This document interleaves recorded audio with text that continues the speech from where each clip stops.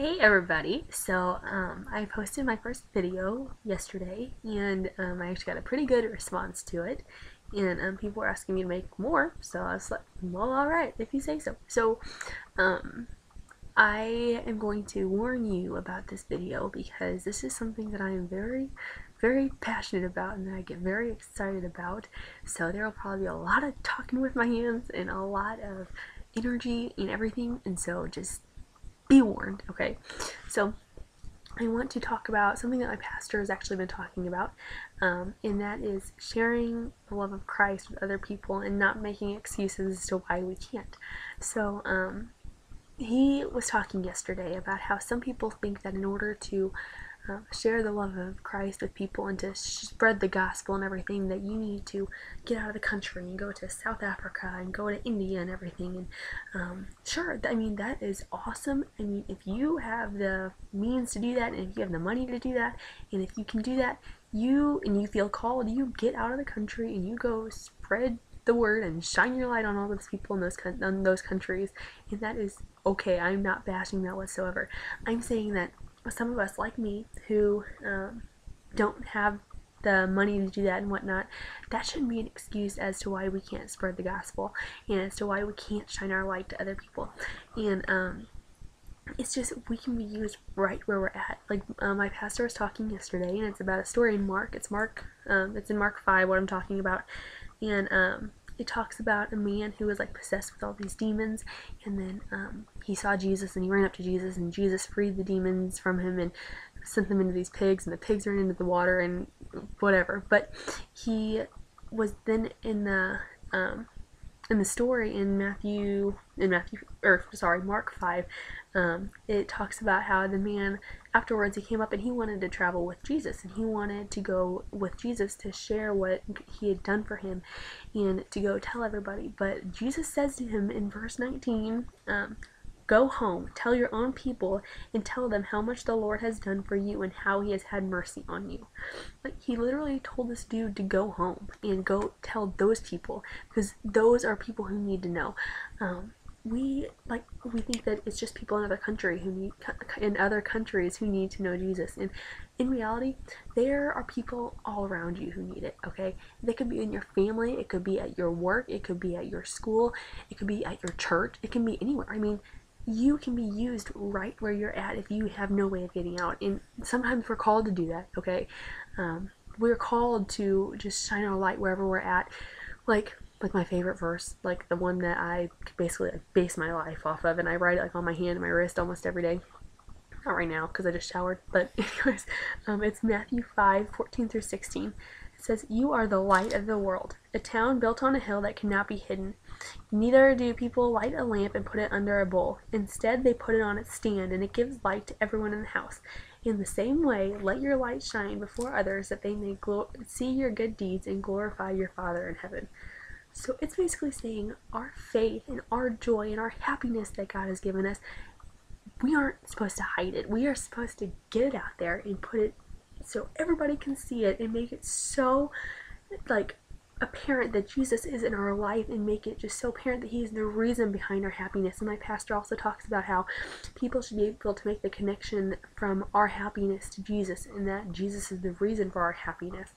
And that can be done in so many ways. You don't have to know your Bible back and forth. You don't have to know all the stories of Jesus in order to do that. You can just shine your light. Just be happy. Be nice to people.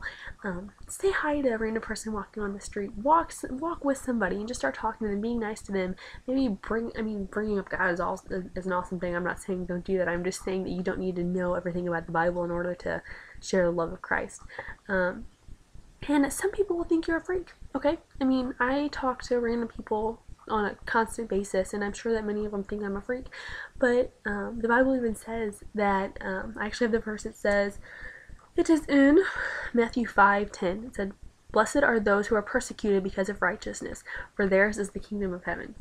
So if people think I'm a freak for spreading the gospel and sharing the love of Christ with them, that's not my problem, okay? I know what I'm called to do, and I'm gonna be blessed for it, okay?